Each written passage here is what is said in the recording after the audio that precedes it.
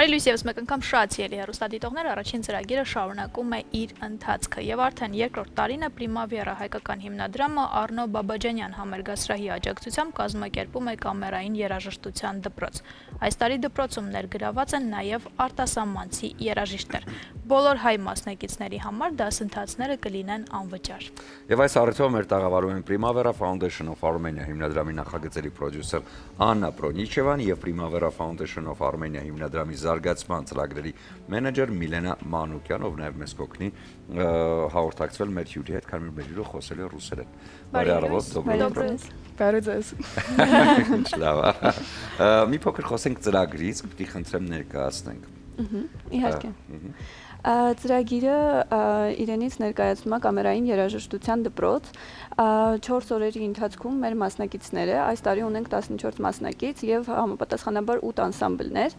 ինտենսիվ դասընթացներ են անցկացնում Մոսկվայի կոնսերվատորիայի պրոֆեսոր Իրինա Կրասոցինայի հետ իր գլխավորությամբ ու գալա համերգին 5-րդ օրը, որը իդեպ վաղն է, կլինի արդեն համերգը իրենց այս 4 օրերի ընթացքում այն ծրագիրը, որոնք նրանք մշակել են, որոնց վրա աշխատել են, կներկայացնեն հենց վաղը համերգի ժամանակ։ Քանի որ արդեն երկրորդ տարին է իրականացվում, փորձի մասին կուզեմ պատմեք նախորդ տարին ինչպես է անցել եւ ինչ հետադարձ կապեր եք ստացել։ Նախորդ տարի էլի շատ լավ անցավ դպրոցը, շատ գոհ էին աշակերտները, երաժիշտները, ովքեր մասնակցեցին դպրոցին, մի քանի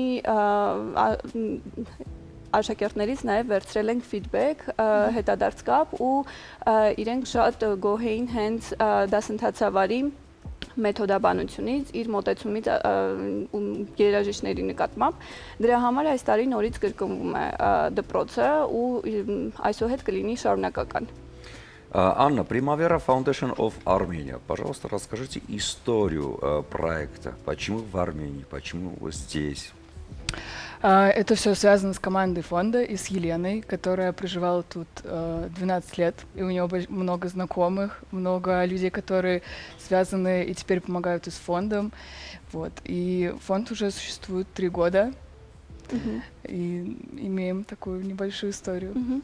Այո, հենց թիմի հետ է կապված ֆոնդի, որովհետև մենք առաջինը մեր գործունեությունը ծավալում ենք Հայաստանում եւ Ելենան, գործադիր տնօրենը եւ համահիմնադիրներից մեկը, արդեն 12 տարի է աշխատում է եւ մեծամասամբ ապրում է Հայաստանում, դրա համար մեծ ծանոթություններ ու ունենք շատ գործընկերներ, ովքեր մեզ օգնում են հենց այդ ծրագրերի հարցում, արդեն 3-րդ տարին է, որ գործում ենք։ Уже 3-й год, и ваши впечатления, пожалуйста.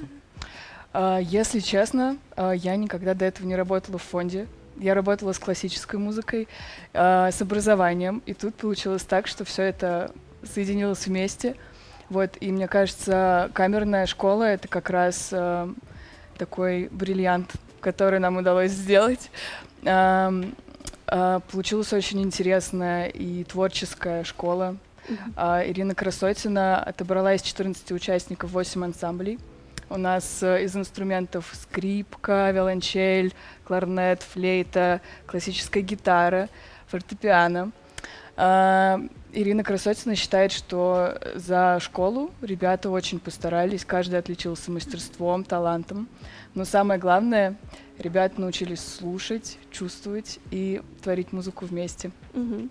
Աննան Հայաստանում սկսել է աշխատել, որով մեր ֆոնդում, նախ առաջին անգամ է սկսել աշխատել ֆոնդում, երկրորդ նաև մինչ այդ աշխատել է դասական երաժշտության հետ եւ ուսումնական ծրագրերի, իսկ մեր ֆոնդը դրանք համախմբում է ու կամերային երաժշտության դպրոցը հենց այն ադամանդն է, որ մենք կարողացել ենք ստեղծել, այս տարի աշակերտները հանդես կգան ինչպես ջութակով, այնպես էլ դասական կիթառով, թավջութակով եւ այլ գործիքներով Իրինա Կրասոցինան արդեն կիսվել է իր կարծիքով ու ասում է, որ տաղանդները շատ են ու շատ լավ աշակերտներ են ընտրված։ Իսկ ընդունելությունը ինչպես է կատարվում, որովհետեւ առանձնահատուկ նշված է, որ հայ երեխաների համար անվճար է ուսուցումը։ Մենք բացում ենք application-ները, դիմումների հայտը ու այդ մասին հայտնում ենք իհարկե մեր սոցիալական մեդիայում, ինչպես նաև վեբկայքում։ Դիմում են բոլորը, ինչպես նշեցիք դուք արդեն, հայ երաժիշտների համար դպրոցը լրիվ անվճար է։ Այս տարի նաև արտասահմանից են դիմել, այդպես է ստացվել, հենց Իրինա Կրասոցինայի հետ աշխատելու համար, որովհետև լսել են նրա մեթոդաբանության մասին։ Եվ դրա արդյունքում արդեն երբ դիմումները փակվում են, հենց մենք եւ Իրինա Կրասոցինան անցնում ենք դիմորդների ցուցակով, ընտրում ենք բոլորին ու փորձում ենք դրանցից համախմբել տարբեր անսամբլեր։ Տարիքային սահմանափակում կա։ Да, есть. У нас есть ведь возрастное ограничение, да? Да, но в этом году мы увеличили рамку, и теперь у нас гораздо больше возрастная рамка. Самый молодой участник сам. У нас примерно все в 16-15 лет, самый молодой, по-моему, 14. Молодой гений, да? А самый старший? 27.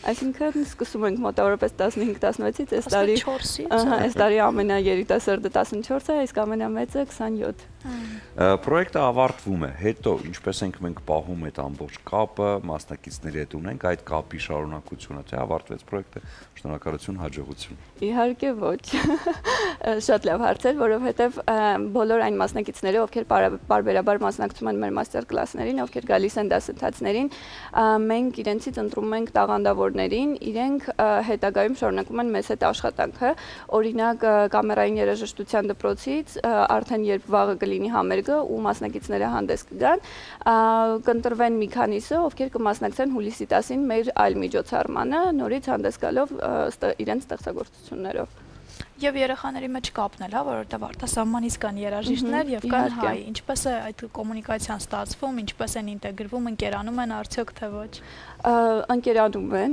շատ լավ են ընկերանում, օրինակ մասնակիցներից մեկը ռուս է, ով արդեն մի քանի տարի է ապրում է Հայաստանում ու ինքը ընկերացել է մեր ծրագրերից դուրս դեռ ավելի շուտ ընկերացել է հայ երաժիշտներից մեկի հետ ու միասին կազմել են անսամբլ ու եկել են մասնակցելու կամերային երաժշտության դպրոցին։ Սա ամենավառ օրինակներից մեկն է։ Իսկ սահմանները արդյոք դուրս է գալիս Հայաստանից մասնակիցների հետագայ անելիքների կամ հենց փառատոնի սահմանները կարող է դուրս գալ նաև Հայաստանից եւ, չգիտեմ, մեր մասնակիցների մասին արդեն իմանան նաև Հայաստանի սահմաններից դուրս։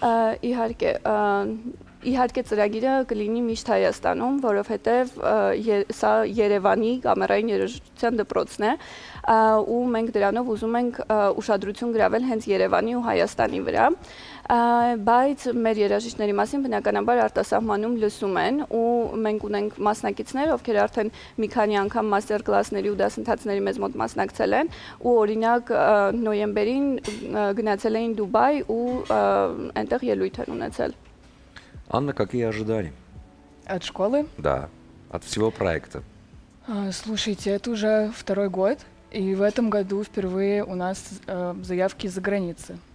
И эти музыканты хотели попасть именно к Ирине, потому что Ирина — это личность, ее подход уникален, у нее удивительное чувство вкуса, профессионализм и отличное чувство юмора. И она умеет слушать музыкантов, и всем ребятам очень нравится процесс и мастер-классы, и все уже второй год возвращаются, так что мы ждем камерную школу в следующем году. Я была на самих мастер-классах, я приходила, слушала, наблюдала, как проходит процесс, и могу вам сказать, что программа вечера обещает быть просто прекрасной. Сам концерт будет 9 мая в Арно Бабаджаняна. Прозвучат произведения Моцарта, Мендельсона, Грига, также армянских композиторов Арама Хачатуряна и Карена Хачатуряна.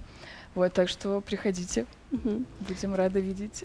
Спасибо. Աննան ինքը արդեն գնացել է դասընթացներին ու լսել է ինչպես են երաժիշտները նվագում։ Սպասումները շատ մեծ են, որովհետև Իրինա Կրասոցինան հենց ինքը շատ մեծ անձնավորություն է ու ամեն մասնակցի անհատական մոտեցում է ցուցաբերում։ Պրոգրաման ծրագիրը կլինի շատ հագեցած ու անընդհատ փոփոխական, համերգը կլինի վաղը, մայիսի 9-ին, երեկոյան ժամը 7-ին, Առնո Բաբաջանյանի անվան համերգասրահում, մուտքը ազատ է ու անվճար, դրա համար մենք սպասում ենք բոլորին եւ շատ հետաքրքիր է լինելու, որովհետեւ կհնչեն ինչպես Մոցարտի գործերը, այնպես էլ Մենդելսոնի, այլ համաշխարհային կոմպոզիտորների եւ հայ կոմպոզիտորներից Արամ Խաչատուրյանի եւ Կարեն Խաչատուրյանի գործերը։ А у вас есть любимый композитор?